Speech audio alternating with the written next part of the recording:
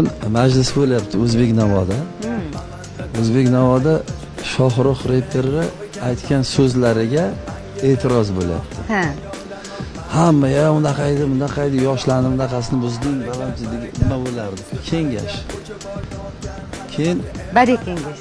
men gapirsam bo'ladimi deb qo'l ko'tarib turdilarda, aytsa, "Men shu yigitni eng katta muxlisi manman" dedi. Musoxon Nurmatov nimaga bunaqa deyapti?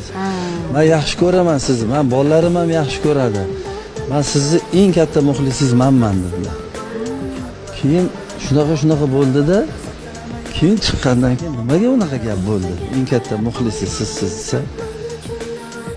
Hozir buni eshitma desak, mana bular ularni eshitadi dedilar. 50 Cent.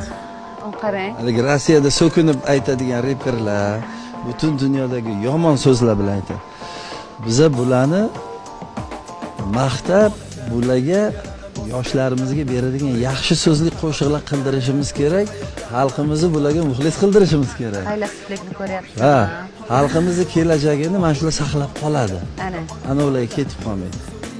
Bas endi falokat kerakmas nas, hayotim rohatim, ota-ona jonim.